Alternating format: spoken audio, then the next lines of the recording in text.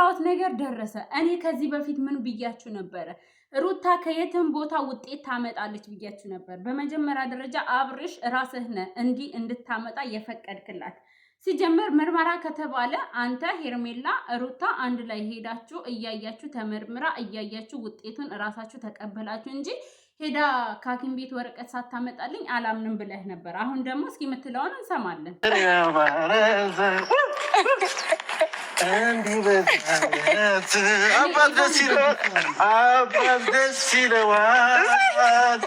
ሁለተኛ ልጅ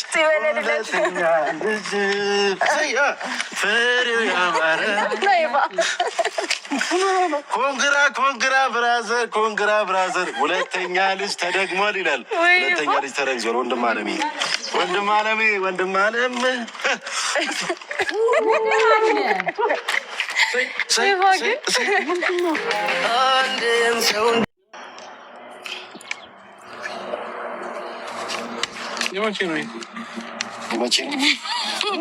ማለት ያው ስሙን ነው የሌላ ሰው ምናምን እንዳይመስል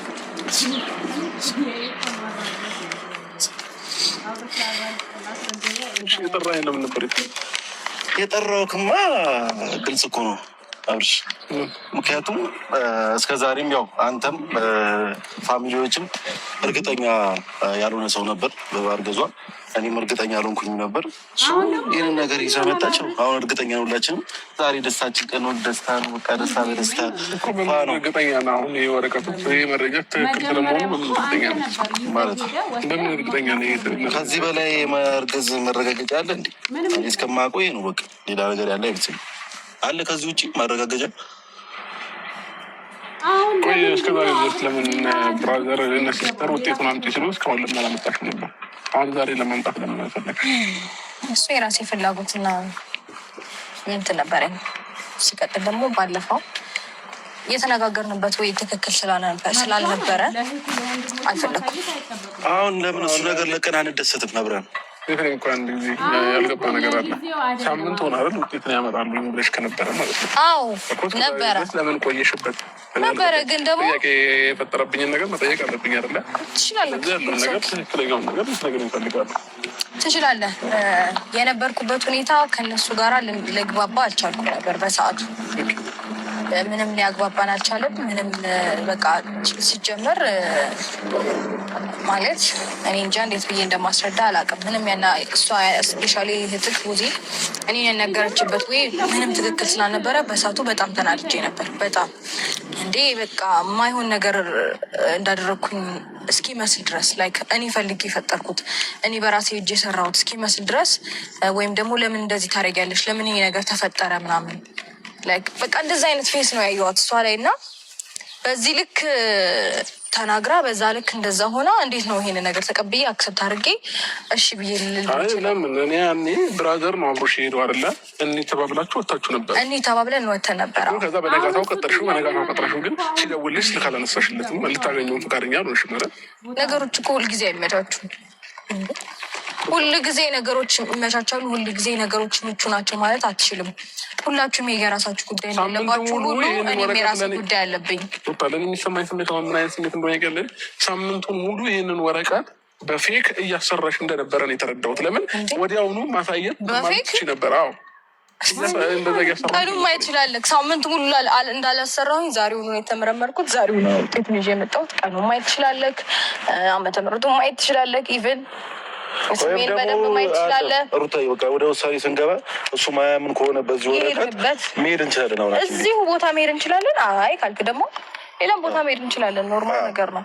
እኔ በዚህ ልክ ነው ተማም። ይሄ ወረቀት ማያሳምን ከሆነ ሌላ ሐኪም ቤት ሄደን እርግዝናውን ውጤቱን እንወቅ።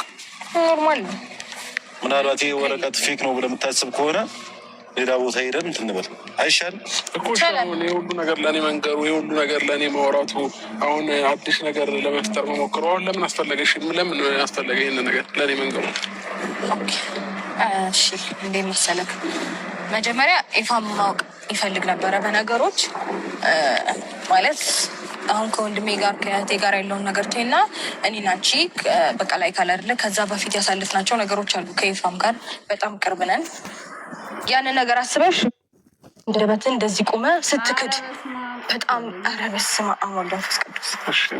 እውነት ግን በጣም ትጸጸትበታለህ። ሲጀመር ማለት ነው አንተ ሲጀመር ማለት ነው ነገ ከነገ ወዲያ ምናምን አትበል። ይሄ ነገር ማለት ነው አንተ የምታስበው ብዙ ነገሮችን አድርጋለህ እስከዛሬ ድረስ። ልጄ ከፈለገኝ ፈልጎኝ ይመጣል አይነት ነገር ነው ከዚህ በፊትም እያወራክ የነበረው። ይሄኛውም ሲፈልግ ርሰናል የነሱ ቪዲዮ። እኔ ማለት የምፈልገው በመጀመሪያ አብርሽ አሁንም አንተ ነህ ጥፋተኛ። አንደኛ መጀመሪያ አንተ ነህ ራስህ ሄደሽ የሕክምና ውጤት እፈልጋለሁ አልካት። ራስህ ነህ ይዘህ ወስደህ ራስህ ነህ ማስመርመር ያለብህ እንጂ እንዴት ነው እሷ ወስዳ ከዛም እሷ እኮ ዞሮ ዞሮ እንድትቀበላት ነው የምፈልገው። በቃ አዎ ልጅ አለኝ በቃ አዎ በቃ እርጉዝ ናት እንድትል ነው የምፈልገው። ስለዚህ የተለያየ ነገር ልትሰራ ትችላለች። ስለዚህ አንተ በምታውቀው ሐኪም ቤት ወስዶ እሷን ቼክ ማስደረግ ይህን ያህል ጥርጣሬ ከፈጠረብን ሩታ ላይ ደግሞ የምትተማመን ከሆነ አንደኛ የሕክምና ውጤት መጠየቅ የለብም። ሁለተኛ ደግሞ የሕክምና ውጤት ጠይቀ ነበር ሲመጣልህ አሚን ብለህ መቀበል ነው ያለብን። ምክንያቱም ታምናታለህ ስለምታምናት ማለት ነው። አሁን ምንድን ነው የተፈጠረው? ምንድነው እንዳታስብ ሄርሜላ ከ6 ልጆች ታገባሃለች። አንድነች ብለህ እንዳታስብ። እውነቴን ነው መደር ሄርሜላ አንተ ላይ በቃ ተለጥፋለች።